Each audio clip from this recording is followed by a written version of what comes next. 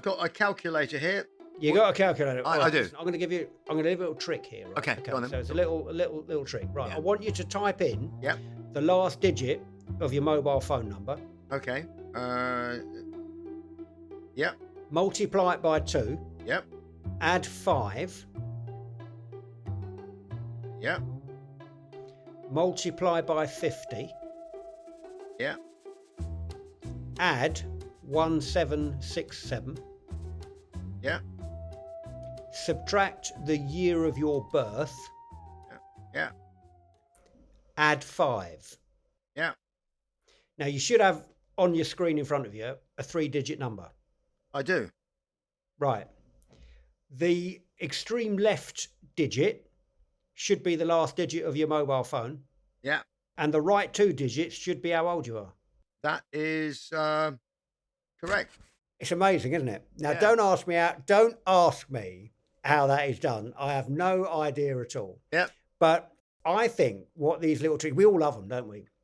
I think these tricks are just a great example of how fascinated we are by numbers, maths, all this kind of stuff. There's a real mystery behind mathematics, isn't there? I've always been fascinated, even though I don't know I completely flunked at maths at school. I got a C. I got a C too.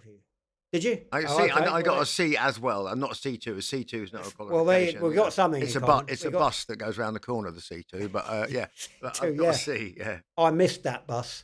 Yeah. But it's just one of the. I've always been fascinated with maths, but I've always felt that I can't do it for some reason. It's just one of those things that we all remember the maths genius in our class, don't we? Oh yeah, The he guy was who was just brilliant. like, oh yes, quadratic equations, blah blah blah, Yeah. x to the power of yeah. But I mean, I'm sort of like vaguely numerate. I mean, I can add up and subtract, and I know when I'm. But as a pilot, I'm it'd be short. very important for you, wouldn't it? I mean, Yeah, well, I had to learn in all that. aviation. I had to learn all that all over again. All the stuff I never bothered with at school because I'm like, what's the point of this? You know, of course, when you're Yeah. pilot and you're navigating and things like that, then all of a sudden things become more important and a bit of physics and there's a bit of maths in there and Yeah. everything as well. But you can sort of learn all that. I was a bit disappointed with the way it was taught, but anyway, we've got You're right. today somebody special, haven't we? We've got a very good friend of mine, actually, over the years, Dr. Michael Brooks. And he has written a book. He's a quantum physicist, but he's one of those rare breeds of quantum physicists that actually makes it intelligible. When you talk to him, he can bring it down to our level and make us really understand what it's all about. He's the author of a book called The Maths That Made Us. And I've been itching to get him on. The last one of the series, so last but not least, because he's going to tell us all about some of the mysteries of maths, why it's important, and how we can make it fun again. And hopefully to tell us, why some of these little tricks work. And for instance, why is maths really out there? Does it exist, or is it a product of our very fertile imaginations? Yep. I don't know. I've often wondered. Yeah. What's real? What's real? And what's not real? And do we actually have? Are we living in two universes at the same time? Absolutely. Well, I'll tell you what, we better get him on, haven't we? Before we fall through the cracks between them. Absolutely. Before I disappear into a black hole. Yeah. Michael Brooks, welcome to Psycho Schizo Espresso. Listen, Bruce and I both got C's in our maths O-level, right? That's something we've got in common. But you probably got it your first go. It took me 3 goes to get a grade C because otherwise they weren't going to let me into uni to read history. So. Oh, really? You had to? That was one of the required entry fees. You did actually have to have 5, as was then, O-levels, one of which had to be English, one of which had to be mathematics to go and do anything at all at a degree level at university. Yeah. I just wasn't cut out for it. I'll tell you what I did do, though. My biggest claim to fame in mathematics was I had a very, very clever mate at school who was like brilliant. And for my maths mock O-level, I asked if I could borrow his calculator because it was all multi-choice. And I'd said to him, look, I'm going to tell the teacher I've forgotten to bring my calculator. I'll borrow yours and you give it to me. And it was one of those new calculators at the time, which had 9-digit number displays, right? Usually it was like 7 or 8. This one had 9 or 10. And I said, when you give it to me, the 10 numbers on that display will correspond to A, B, C, D, and E, 1, 2, 3, 4, and 5. And they're the answers to the first 10 questions of the multi-choice. Well done. So anyway, I did this. This is no word of a lie. This is a true story. And it worked a treat. I pretended I was working away. And then like after about 10 minutes, can I borrow your calculator? Yeah, came the numbers, right, typed it all in. And even at the time, I thought, I better change a few of these. Because obviously we're going to have exactly the same, out of 100, we're going to have exactly the same responses. Now, this is no word of a lie.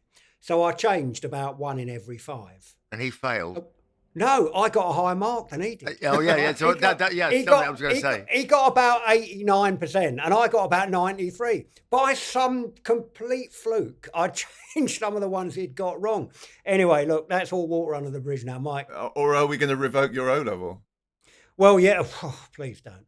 Please don't. Could you even find your O level? Doesn't it even? I mean, there's a bit of paper somewhere with my name on it. I've no idea where it is. I mean, it's like it's all. Mike, what did you get? It's all gone.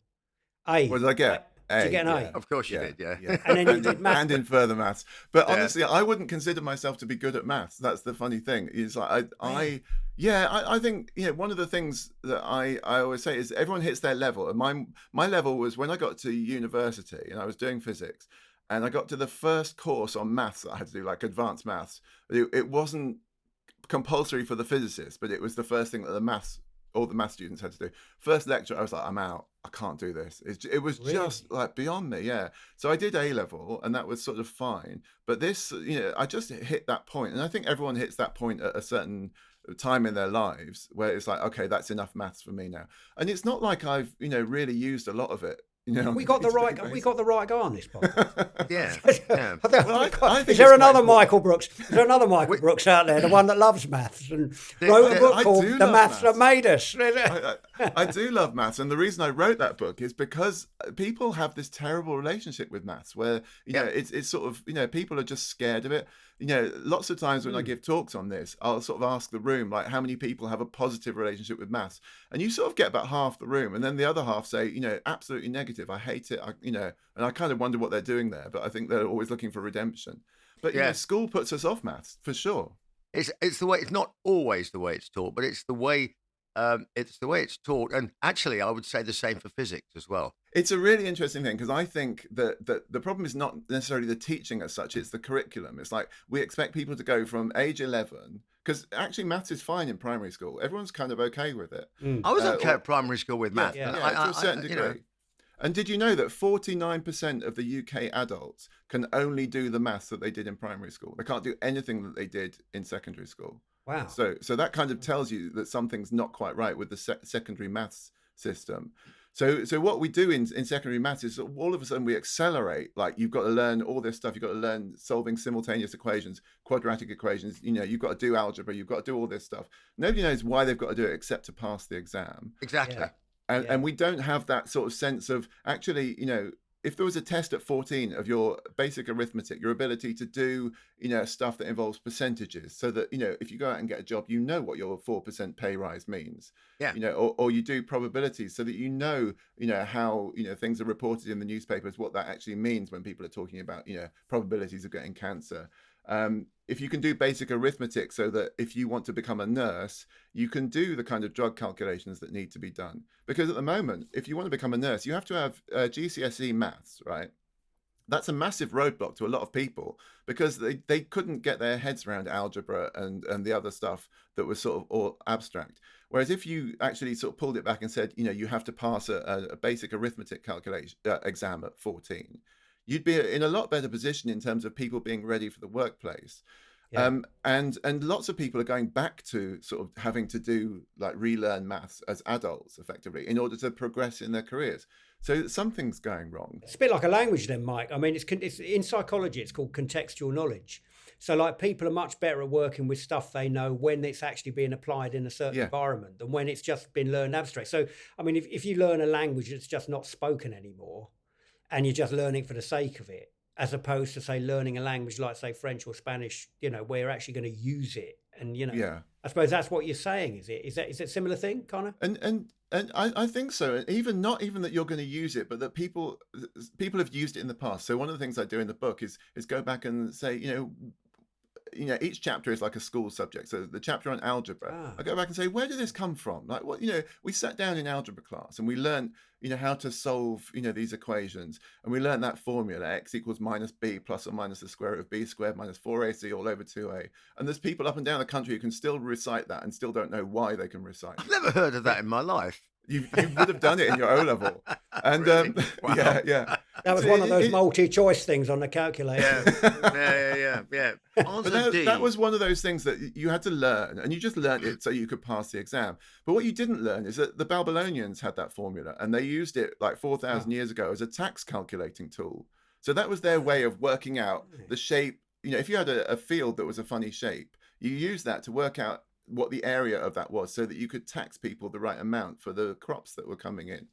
And for me, I think that the sort of human side of like where all this came from is sort of quite interesting and a way into people sort of studying it. So like, people want to know about the ancient Romans, and they want to know about, all these old civilizations. And I think if you can link some of that into the origins of where this stuff came from, it might be a bit easier to learn, or at least you can accept why you're learning it. It's sort of like trigonometry, for example, exactly the same with that. Yeah. So trigonometry, geometry, all the rest of it. But of course, as soon as I wanted to become an airline pilot, I had to go and do exams in navigation that were all set by RAF navigators, and therefore were fiendish with all kinds of weird traps and things like that. So not only did you have, the joys of trigonometry and calculating things backwards and all the rest of it, but they also did things like they would give you a plot of the North Atlantic, right? A plotting chart of the North Atlantic, but it was a photocopy.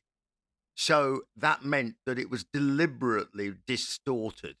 So the scale was not valid at any point on the chart. So you had to get dividers and interpolate the actual scale before you could even begin the calculation. And there would be an element missing. So you had to calculate the element that was missing, then input that into the next question, and that would give you another answer. And then you interpolate that into the next question.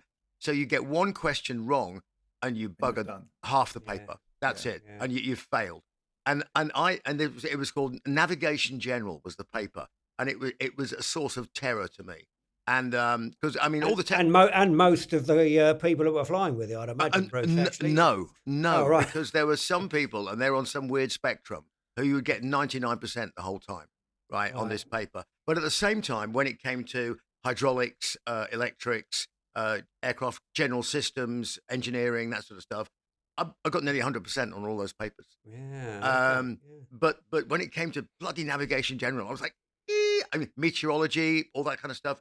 Yep, I was fine with that, But navigation general, and there were some people that just had not just attention, the ability to hold attention, but the ability to hold attention and hold a rigid process within their head. Yeah. Which was required. And now, you'd use a calculator or you'd use a computer and it would come up with it like that, because it would come up with lots of different iterations and things. But when you actually get down to it, you get down to trigonometry, you say, oh, I understand. It's just a ratio between blah, blah, blah. So it's kind of useful because it tells me the amount of deflection, depending upon which plane I'm in, given the angle that I'm coming at. So you can... Yeah, that's useful. I see that. Yeah, why didn't they tell me that at school?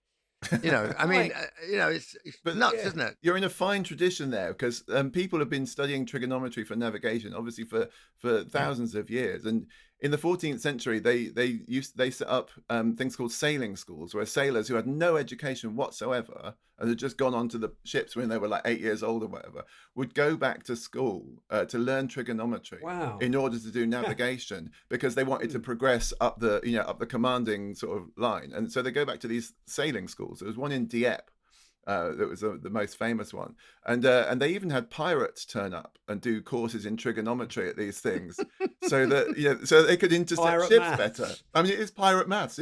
So they could work out how to intercept the ships that they wanted to raid. Yeah.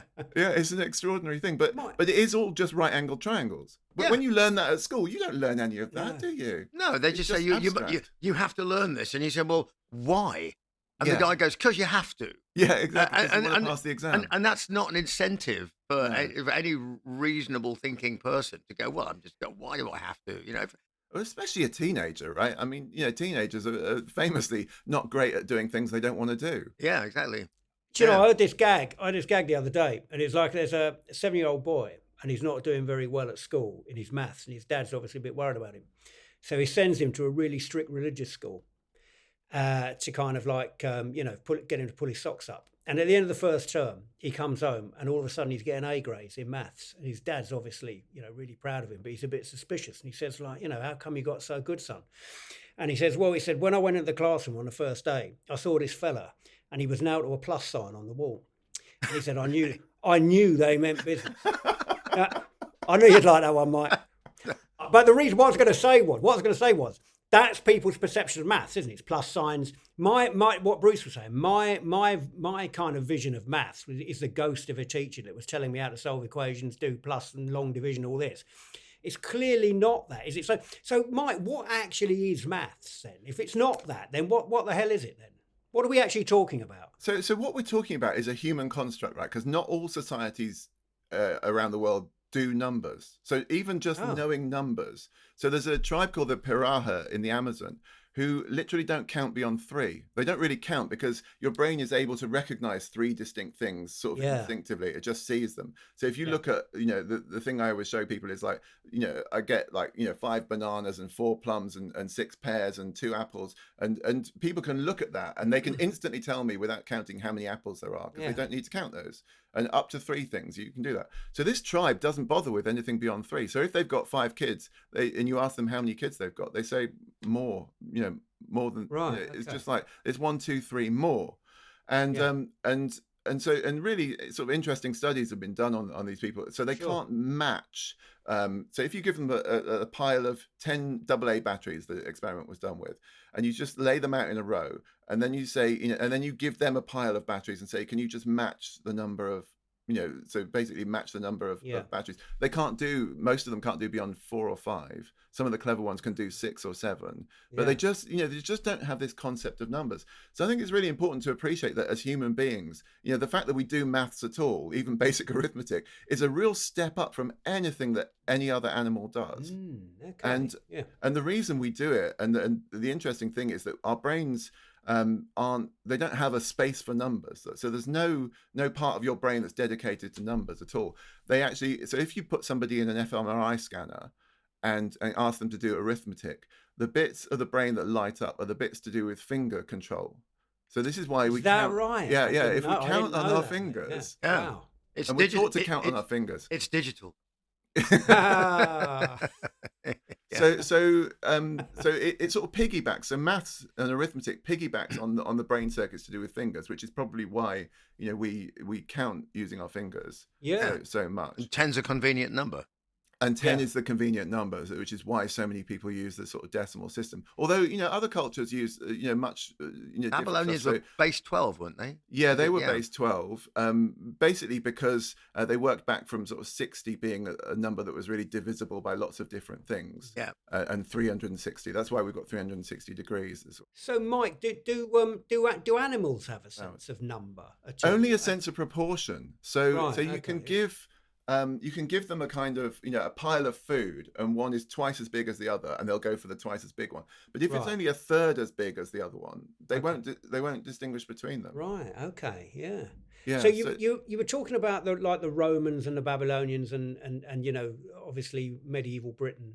So I mean, I'm genuinely interested in this. Who were the first mathematicians then? Where did it all start? Was it the ancient Greeks? I mean, I'm guessing it No, might it's be, well but- before that. So Really? really, Wow. as far as we've got records, we've got records of the Babylonians, Mm-hmm. 4,000 years ago. So there's a guy who's one of my favorite people, called King Shulgi of Ur. That Ur is this ancient Mesopotamian kingdom, Right. and he made his subjects worship him for his mathematical abilities. And we've got records of hymns that they were made to sing in his honor because he could do maths and they couldn't. And so Right. this is 4,000 years ago. I think he And- taught at my old school, mate. I think he And the taught at a funny lot of thing our is- schools. Yeah. The funny thing is that he could only add and subtract. He couldn't multiply and divide. And the sort of civil servants around him could multiply and divide, but they didn't, crow about it for obvious reasons. Yeah. But this is sort of known as the first mathematical state. So King Shulgi thought, oh, this math stuff is brilliant, and he instituted things like bookkeeping and accounting, effectively, where people who were the civil servants couldn't diddle him because there were records of all the money in the state, and he amassed this vast fortune.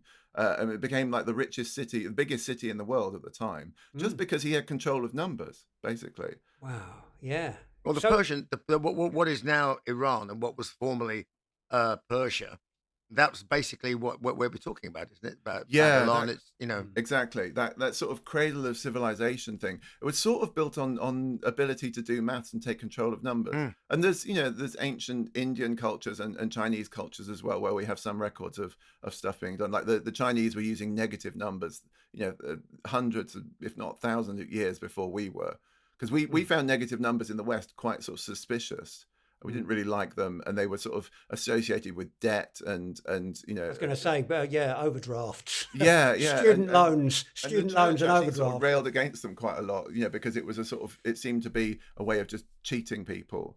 But they're of course massively useful when when you're sort of instigating things like bookkeeping, and then Yeah. and if you want to instigate things like bookkeeping and you want to use negative numbers, you have to introduce zero, and that was a massive battle. Well, I was going to say, I read I don't know if this is true or not, but I read that the Romans, in Roman numerals, there's no symbol for zero. No, there isn't. No, they just don't have it, and you Yeah. can kind of get away with it, and obviously build a massively successful empire. Well, yeah, I know. Yeah, maybe. But the thing that it does do is allow you to kind of move into a new sort of sense of being able to move between positive and negative numbers. And Yeah. so once you've got all those things in place, you can do what is like what is the cradle of our modern civilization, which you'll be surprised to hear is double entry bookkeeping. So right, okay. it was I sort of started looking into this, and I realized that once you've got the ability to keep really good accounts, what people did was then they separated out their family business from the family. So all of a sudden the business could be bought and sold, you could value it, and that's the beginning of modern corporations. So the whole sort of way that things were built, and then you can separate yourself off from the royal family and stop them nicking your stuff, and because you say, oh, this isn't mine, it's just a business that's on the side, and they sort of couldn't take it and seize your property. It was really sort of revolutionary. Yeah, well, that's something that Prince Andrew should maybe bear in mind if he's actually listening to this. But got a bit of spare time on his hands. But then when you get into the stock markets and things like that, and now predictive mathematics and algorithms and all the rest of it, it actually does make me quite suspicious, because this is so far removed from any economic grounded reality. This is actually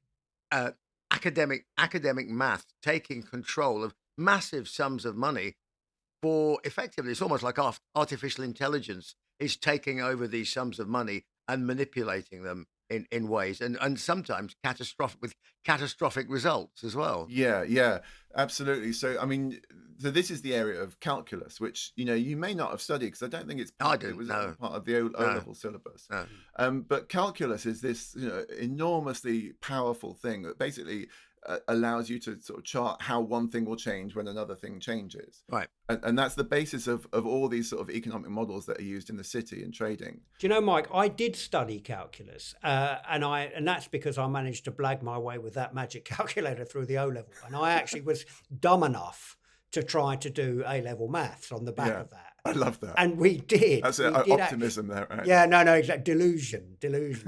And I did start studying calculus, and it absolutely taps into what you and Bruce said earlier. To this day, I have no idea what it was for. I do Yeah. not know what calculus is. So what is it then? So calculus, so it's the way of sort of predicting how one thing will change if you change another thing that depends on it. Okay, Right. yeah, okay. So I get that. it's Yeah. sort of that kind of straightforward. I mean, it's incredibly complicated. It took Isaac Newton and Leibniz to work this out, and it was incredibly difficult to sort of do the maths and sort of pull it all together. But once you did, you had this sort of ability to sort of chart what's going on in the world. And once you knew the relationship between one thing and another, you can make predictions about, oh, you know, this will be there. So you got the ability, sort of once you get into the 1970s, there's a thing called the Black-Scholes-Merton equation that basically said, oh, you know, we can chart financial, and they won a Nobel Prize for this. But it's basically like we can chart the value of certain packages of money effectively, or packages of value, you know, these derivatives and things that we sort of hear about. And they sort of caused this explosion in the market where there were a few hundred derivatives on the market at the time. And then, you know, all of a sudden now there's thousands and hundreds of thousands of things. And this is how people make, you know, this sort of weird sort of non-existent money in the city, and all the sort of hedge funds and everything else is all about sort of manipulating using calculus. Yeah. And so, of course, this was just put into software, right? Because that's what you do. And so you put it into software and you hand it over to this company and you say, oh, here's my software for calculating things. This is how you're going to make money. If you make decisions based on this and quick decisions, you'll beat the competition and you'll make money. And so everything just sort of started to become a little bit of a black box. And so you've got calculus inside the black box. You don't need to do the calculus. Don't worry about it. Just sort of plug the numbers in one end and it'll tell you what to do. And this is the kind of root of where you get into the problems of, you know, financial collapse. Because if the algorithm's slightly wrong, or it's not accurate, or it's misused in some way, then you've lost control of what's really going on. And that's effectively what happened. You just keep, you know, passing stuff from black box to black box to black box. And then all of a sudden, you know, you realize something's like massively overvalued and about to crash. So it's a bit like it's like two ships like sailing out of a port, I suppose. And there's just like a minor deviation between the angles that they're sailing out on. But like 5,000 miles out to sea, there's a huge gulf between them. Is that kind of effectively how it works? Yeah. Okay. Yeah. So that's, you know, a problem with maths, I guess. Kevin, are you enjoying this episode? I'm absolutely loving it, Bruce. The thing is that most people won't get to hear a lot of this episode because they're not Patreons, but we've extended that whole thing now. So if you want to hear the content that we're going to do in the next bit, and the kind of unfiltered version, well, of any of the podcasts really, you can get it on the Patreon page. And you can also get it now on Spotify subscriptions, I do believe. You just search for the Psycho Schizo Espresso Double Shot. And it's, how much is it? £2 a pop, isn't it? Is it £2 a pop, something like that? £2 a pop, yeah. I think it's £2. Unedited, unfiltered, uncensored, anything but uneventful. Anything but uneventful, if you can take it. It's the hardcore stuff. You won't regret it, folks. Right, I was going to say this to you, that Daniel Kahneman, who you might know, is he's a psychologist, or behavioural economics, but psychology, won the Nobel Prize for economics a few years ago now. He was asked to devise an algorithm in an experiment to predict. You might know this, to predict like fluctuations on the stock market. By some company or other in America. And he developed the algorithm, and the algorithm was actually more accurate than the hedge fund managers or the stockbrokers actually on Wall Street. But did they trust the algorithm? No, they didn't. Even though it was like a mathematical model that was more accurate than like real humans, there was a distrust of it. And that's like an interesting thing, though, isn't it? Because we don't trust machines, and on a day-to-day basis, we would rather get it wrong with a human being and have someone to blame than just throw our lot in with a black box. Absolutely, this is where psychology gets involved with maths, because like although you might have like an algorithm or the maths might be more accurate than we are, we like to hold the reins to a certain extent, don't we? Yeah. I find it fascinating that you can develop an algorithm through the math. The maths is telling you that this is more accurate, and yet there's a kind of a distrust of it, isn't there? But there's also the element that human beings throw spanners into the works here, because not just because of distrust of algorithms. I mean, because under normal circumstances, you could say, okay, under normal circumstances, X, Y, Z, this should be the outcome, the result. This is fine. Everything's bubbling away perfectly normally until there's a cataclysm in the U.S. elections, until Elon Musk decides to buy Twitter and sells all his crypto, until Putin invades the Ukraine. At which point, all the algorithms go out the window. Yeah, that's right. Yeah. But so the bigger question, Mike, I suppose, which we're kind of skirting around is, and I'm sure you've heard it before, is like, so is maths actually? I don't know how to put this. I mean, is maths out there? Does it exist out there, or is it something in our heads? Is it invented, or do we discover it? What is it then? I absolutely think we invent it, but lots of mathematicians think we discover it. And I think that's a philosophy. It's a point of philosophy. Yeah. We've been kind of skirting around it. Yeah, that's kind of the central question here. Deus Mathematica. Well, that's the thing, and the ancient Greeks had this, and we get so much of our sort of view of maths from the ancient Greeks, even though the other cultures did lots of stuff. We just seem to have taken the Greeks on, and they were like, the maths is everything, numbers are everything. The planets move according to the harmony of the music of the spheres kind of thing, and that's all mathematically controlled. And so they kind of felt that maths was behind the whole universe effectively, and we just go out and we discover all these relationships. And I would say that actually what we do, because maths isn't naturally in our brains anyway, as far as I'm concerned, we must invent it. And so we invent the concept of numbers, and then we invent how we add two numbers together, and we create a number line. And then we sort of find all these relationships, and then we have we measure the distance along a line using numbers, and then in another direction, and then we've got geometry. And I think we've just gradually invented mathematics, and I don't see why it would be out there in some kind of metaphysical sort of sense. Do you know there's a wonderful study, one of my favourite stories I think of all time. I tell it to everybody, about the mathematician Carl Friedrich Gauss. And many years ago, in a classroom in rural Germany, a teacher's about to set his students like the following problem. He says to them, what I want you to do is I want you to add up all the numbers between 1 and 100, okay? So he goes over to the blackboard and he starts sketching out the sum, 1 + 2 + 3.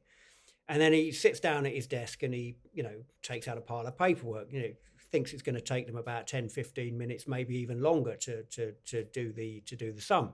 Just what he needs to finish off his marking and all that. Anyway, after about 5 seconds, this is a true story, by the way, one of the kids, only 7 years old, sticks up his hand and he says, I think I've got the answer. The teacher says, rubbish. And the kid says it's 5,050. And the teacher's absolutely gobsmacked. He says, how the hell did you get the answer so quickly? And so the kid jumps up, grabs a piece of chalk, wanders over to the blackboard and starts writing. He says, between 1 and 100, this is honestly a true story, between 1 and 100, there are 50 pairs of numbers which each add up to 101. 100 plus 1, 99 plus 2 is 101, 98 plus 3 is 101, 97 plus 4 is 101. So it says the answer to the sum must be 50, because there's 50 pairs, times 101, which is 5,050. This is a 7-year-old kid. That kid turned out to be Carl Friedrich Gauss, so one of the most celebrated mathematicians in the history of the whole subject. And I mean, it blows my mind on so many levels, that story. But when I heard you talking about there, are we just? I mean, as a psychologist, and Bruce and I have talked about this many times. As a psychologist, one of the things that we know that we do as human beings is we're addicted to pattern. We look for patterns in everything. We look at we see patterns and faces in the clouds. We see, if we've got like Pebble Dash wallpaper, we see patterns and faces in there. We see our brains are addicted to pattern. We can't stop seeing patterns.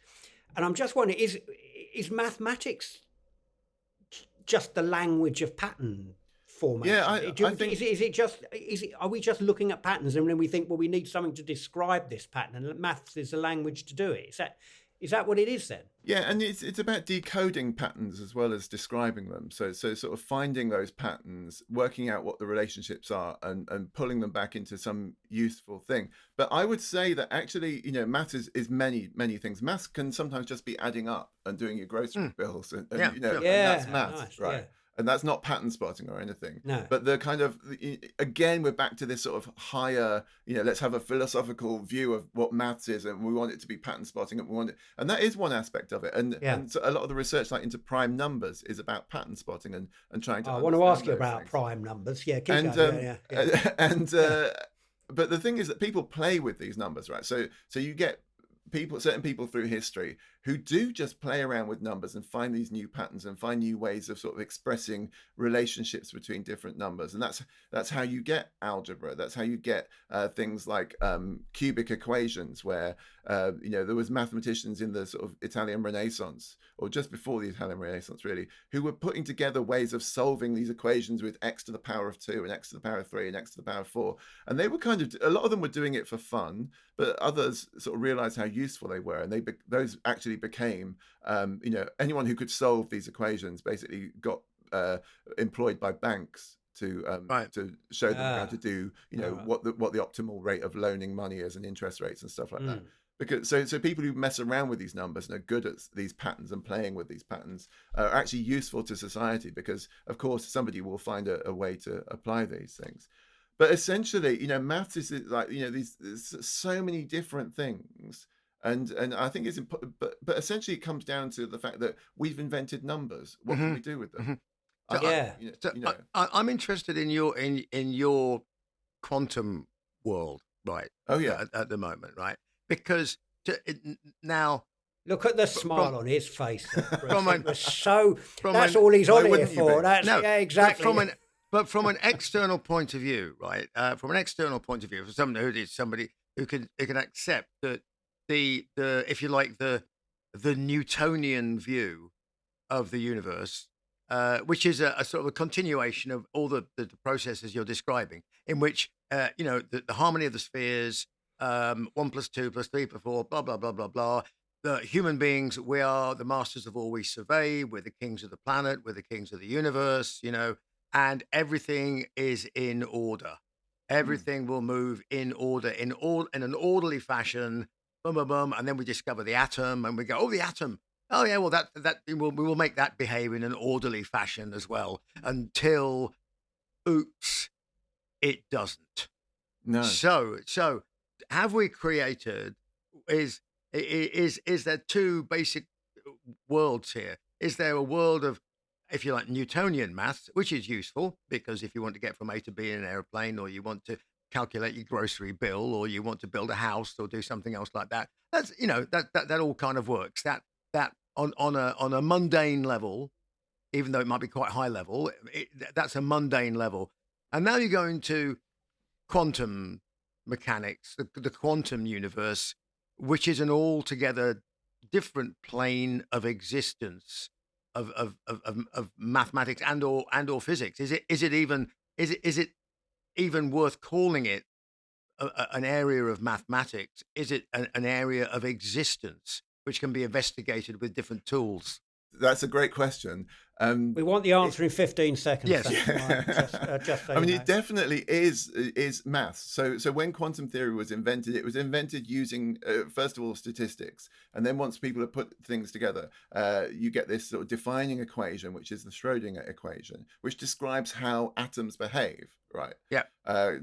Put together by Erwin Schrödinger. Now, one of the interesting things about the Schrödinger equation is it contains imaginary numbers. Yeah. Right, which are the square root of -1. They're numbers that shouldn't exist. I can go into that, but they're there, right? And you sort of learn about them at school, and you're like, what's the point of this? No, but I get that. That's more interesting to me than Newtonian maths, because I'm like, that's creative, that's imaginative.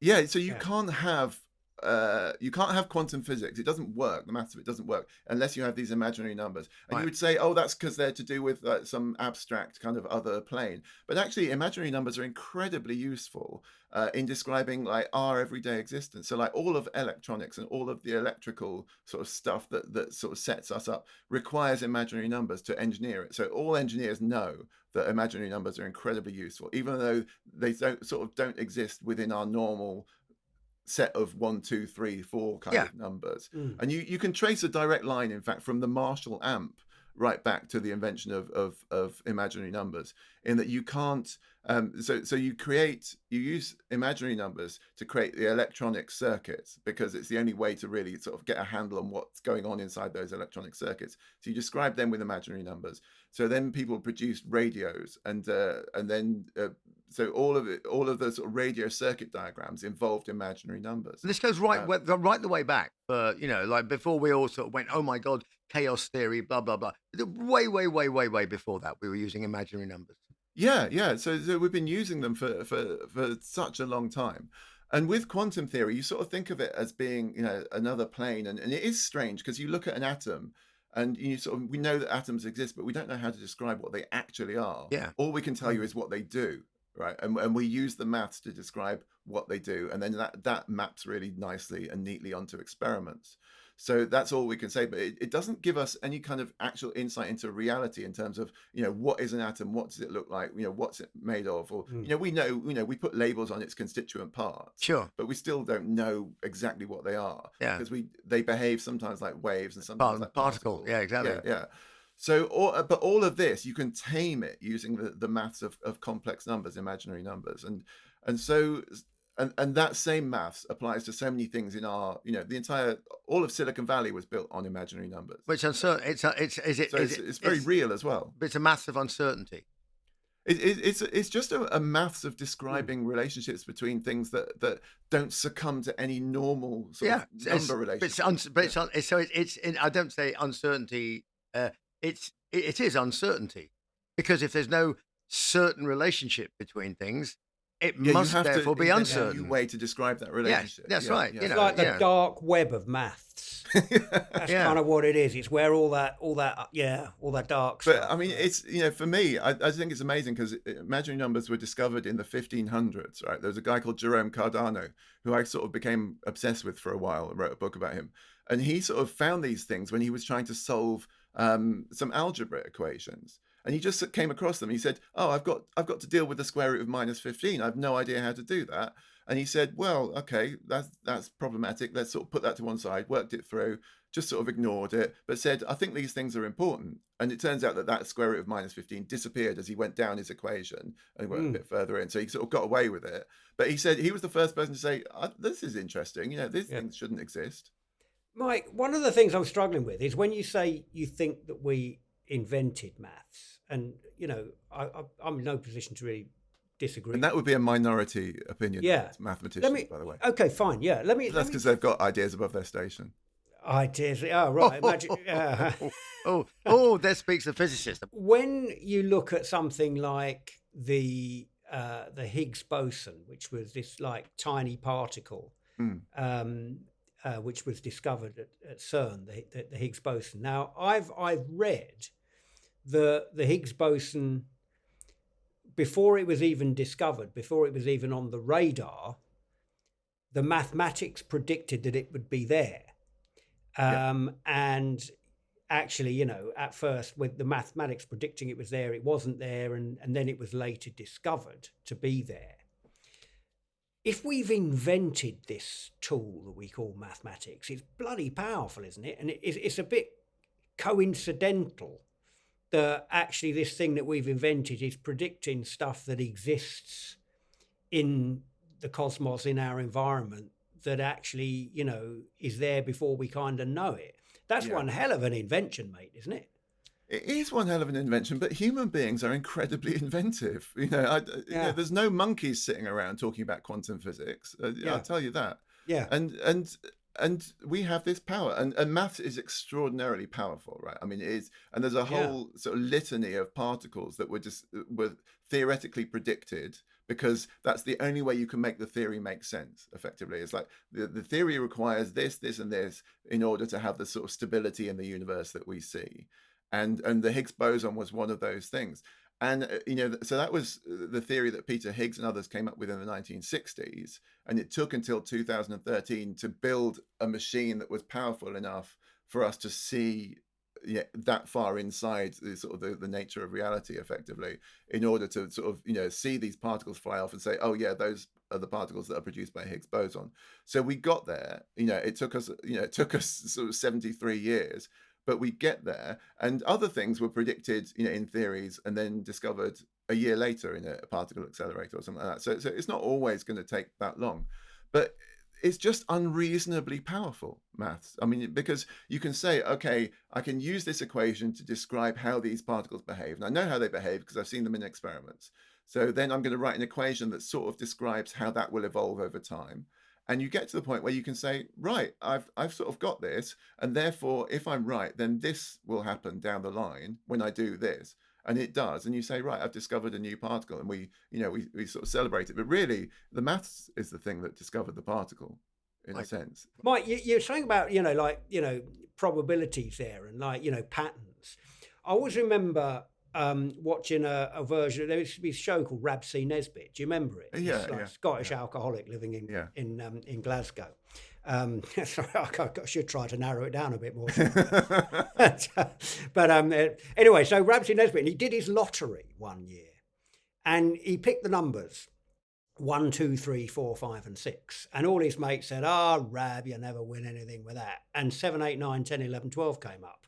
That was the winning numbers, and it was like it was very, very funny. One of my favourite gags on telly.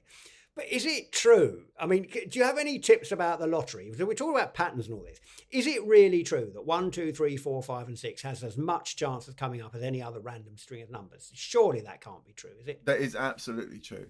It is absolutely true because it's never come up. It will never come up, Mike. I mean, well, I mean, we have a really bizarre relationship with probability and numbers, don't we? Because we find it really hard to randomize stuff. Yeah. And this is why a computer will always beat you at rock paper scissors, because that's about randomization, about not being able to predict. And actually, AI can always beat you at that. And you can play that online, by the way. You can play against AI. Yeah. Wow. Not that I do that, obviously. We really do need to get out more. But so the lottery, the only thing that you can do is, like, a lot of people will choose their birthdays. So if you can choose, so the only thing you can do is effectively not share it with anyone else to maximize your chances of getting a lot of money. Yeah. And so the best thing is if you've got the options of numbers above 31. Choose those. Oh, of course, 31 days in a month, right? Yeah. So exactly. So people will always choose 1 to 31. So and the other thing is, depending on how the numbers are laid out, I think if you choose the ones on the edge, people sort of tend to avoid those ones. So it makes more sense to choose numbers that are on the edge, because actually every number is just as likely to come up as every other number. So basically, what we need to try to do is come up with a selection that is most different from someone else's selection, from the average selection. So if it does roll over, you stand more of a chance. Stand more of a chance of. So are you a purchaser of lottery tickets, Kevin? Never done it in my life. No, I've done it once. I've done it once. I've done it once. Yeah, I've done it once. And you won 50 million. No. I felt a complete failure. I was so disappointed. And I just thought, I'm never going to do this again. What's the point in doing that? And I just look at the advertising for it, and I just think, 20,000 losers created every week, or however many people are doing it. I think it's so destructive. I'll tell you something. I'll tell a lie. I did do it once. There was one time I did it, the only time I did it, and it was actually after my dad died.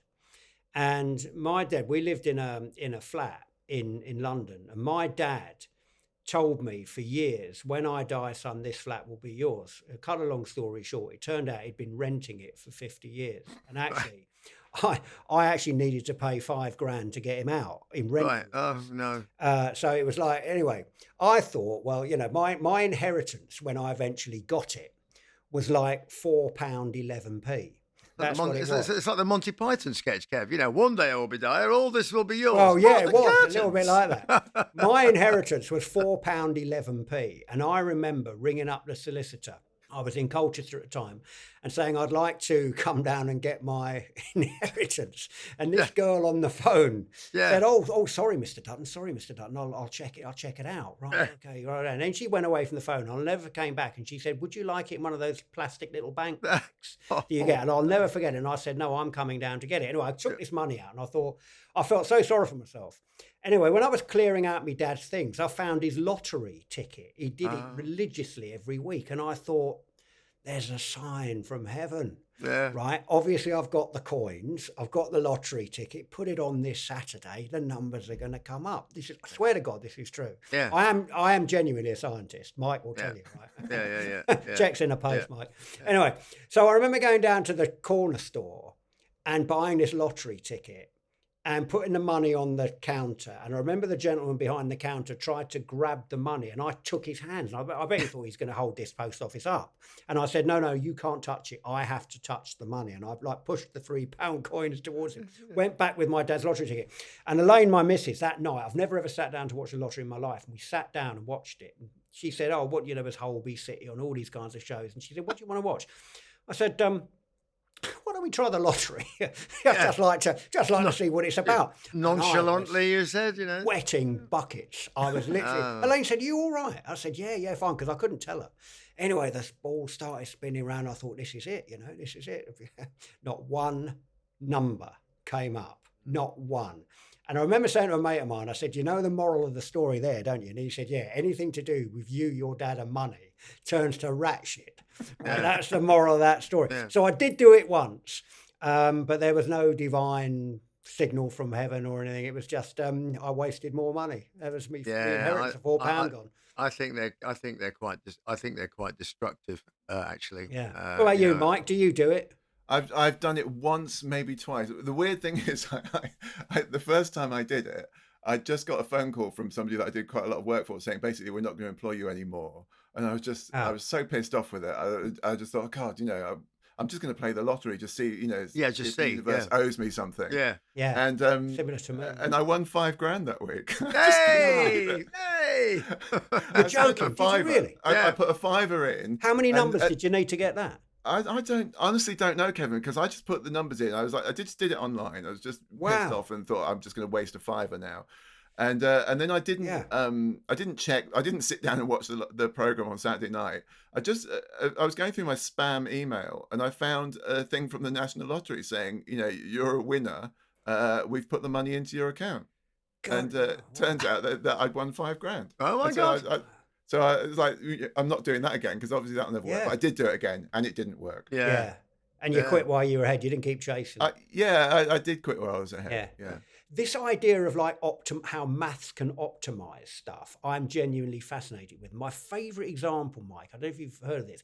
Have you heard of this thing called optimal stopping theory? No. Okay, well, like it used to be called the secretary problem. Right, and the secretary problem is like, imagine you're interviewing secretaries for a job to work for you, right? How do you optimize your chances of picking the right person for the job, right?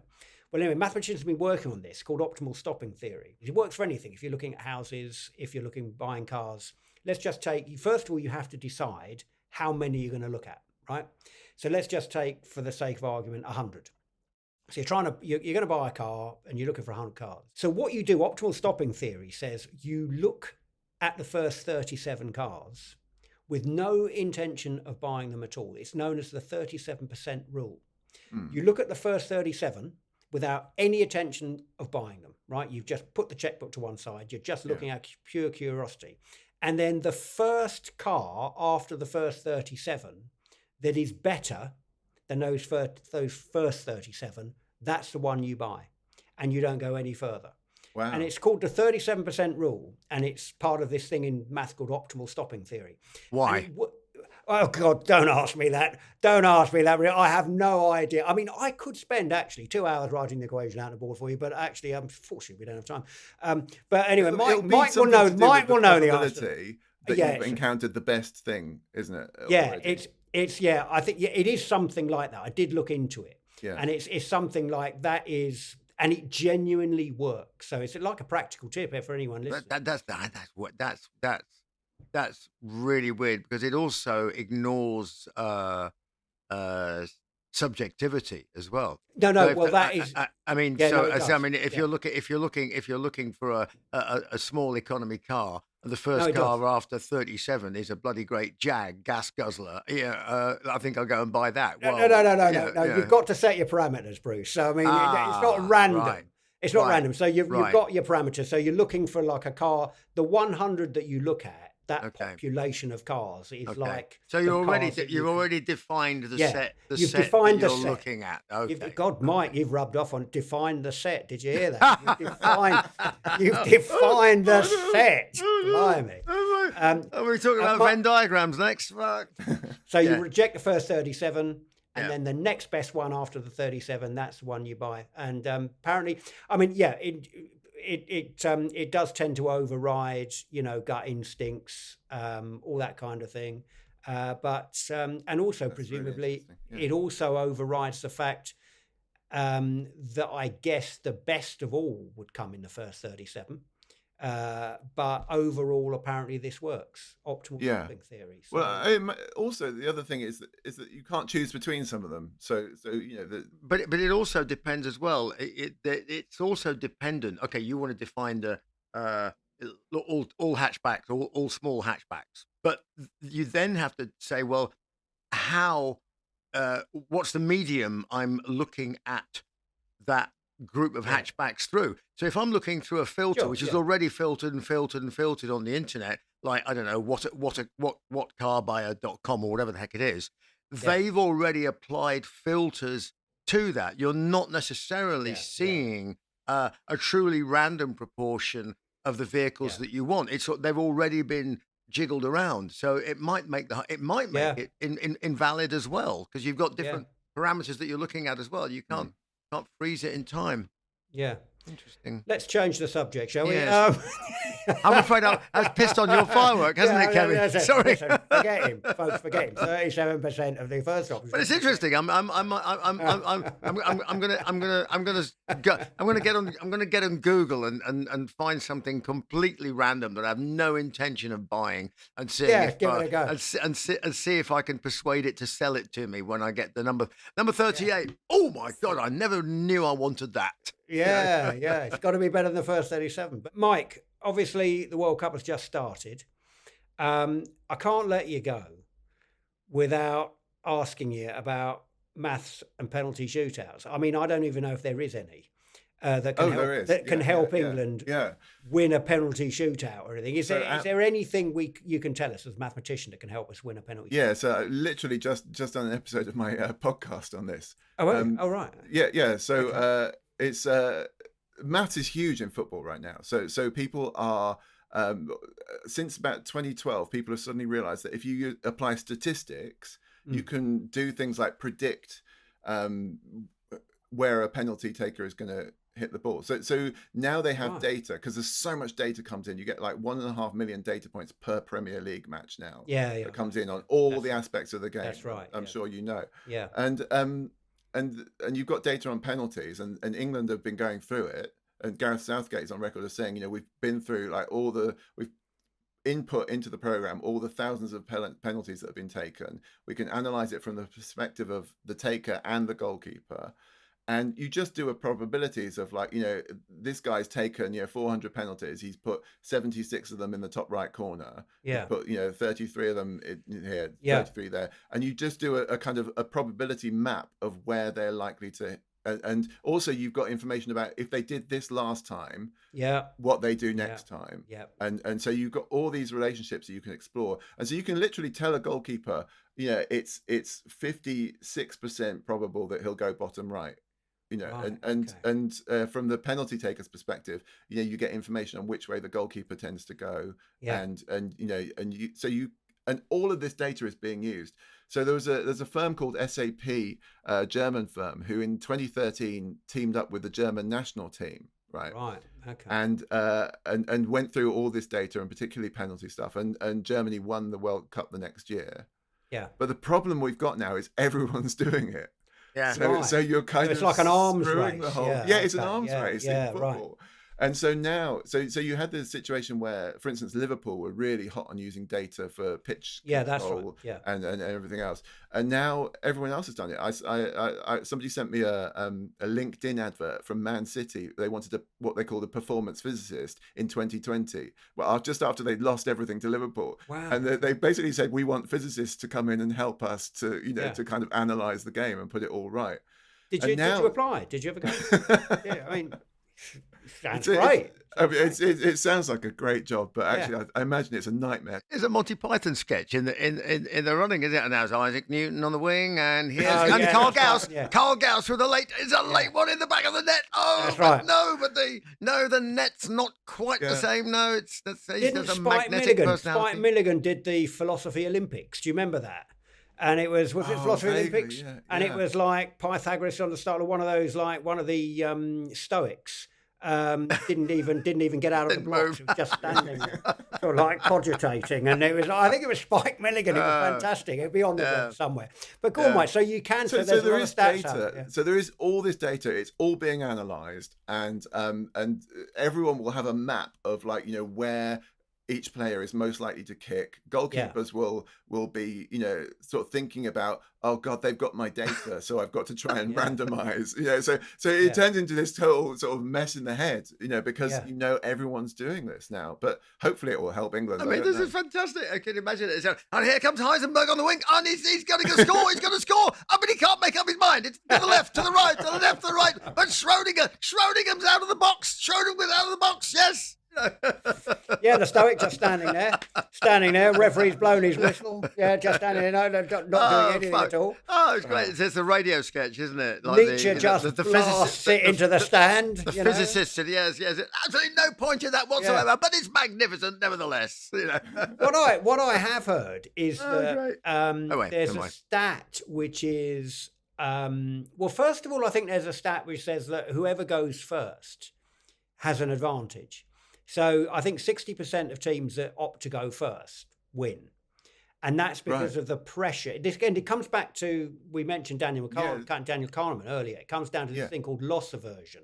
Yeah. So, and it's this is, you'd like this, Mike, actually, because this is something that works with London taxi drivers as well. So if you are taking a penalty to put your team through to the next round, you've got something like, I'm making the numbers up the top of my head here, but they're pretty accurate. I think a 92% chance of scoring, right? Right. Whereas if you are taking a penalty to keep your team in, you've got a 60% chance of scoring. lot more pressure. Exactly right, because our brains have, it's called loss aversion. We're more sensitive to the consequences of loss than we are to reward.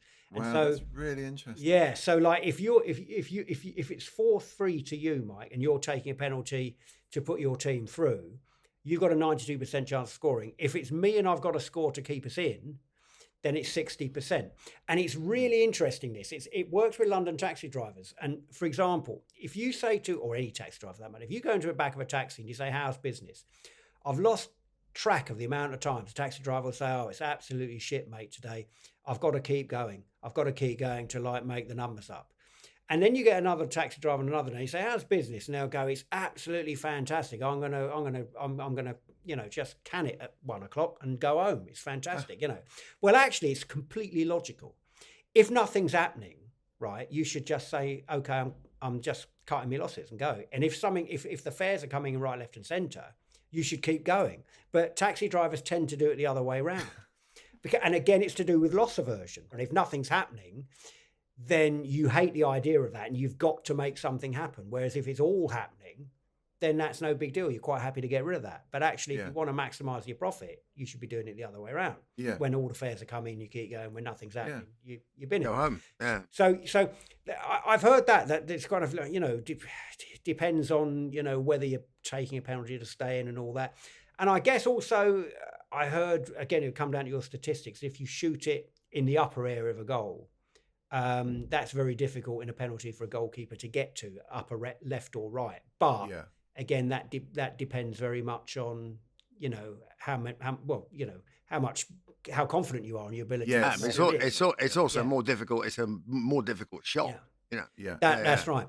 And then there's this thing with goalkeepers called actor bias. It is. So goalkeepers a lot of the time would be far better to just stand in the middle of their goal rather than go right or left. Because actually a hell of a lot of penalties go straight down the middle. Yeah. But goalkeepers don't want to look a mug.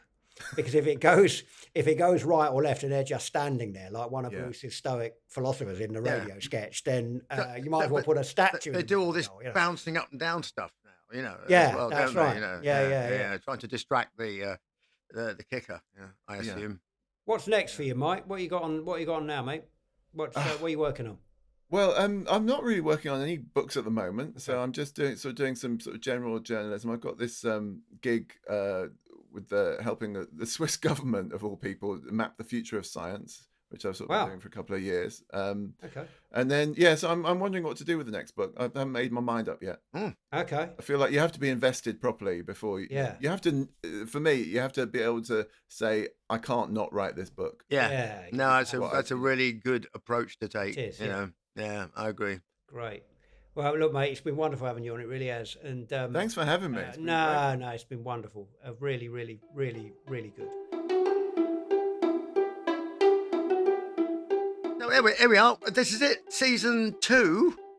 How was it, Kevin? We've got Christmas coming up, and post-Christmas present will be beginning of season 3.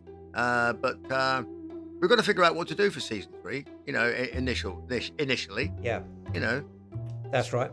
But we've got a few humdingers of a guest lined up, and we've got some absolute belters. Yeah. We won't let you into any secrets. No, I mean, I think we'll have a chat amongst ourselves for the first kickoff, and we'll, you know, maybe have a talk about, I don't know, New Year's resolutions and things like that, and the psychology thereof. That's right. You know, and even how to stick to them, how to pick up good habits and keep doing things. Yeah, or not to bother with any at all. Yeah. If everything was sort of going fine, why do you need to make New Year's resolutions? Is it just guilt? You know? Yeah. Are we being guilted out? You know, to go and make New Year's resolutions and beat ourselves up and break them and then feel rotten for the new year? I think one resolution we will make, Bruce, is we will be back for Series 3. Though, we will be back. I think. I think. What are we talking about? Sometime in January. I think. Yeah. I mean, in the meantime, we've got a little Christmas present, haven't we, for everybody? We have. So we're going to be releasing a couple of the double shot episodes free. So keep an eye on your feeds, folks, and you should have like a nice little Christmas present from us. Yes, and so I suppose we just better sign off with everybody. Have a great Christmas and have a fabulous New Year. It can only be better than the one we've just had. Hopefully 2023 will be a year to look forward to. We're certainly looking forward to it. We're looking forward to Series 3. We're going to have some great stuff for you. Yeah,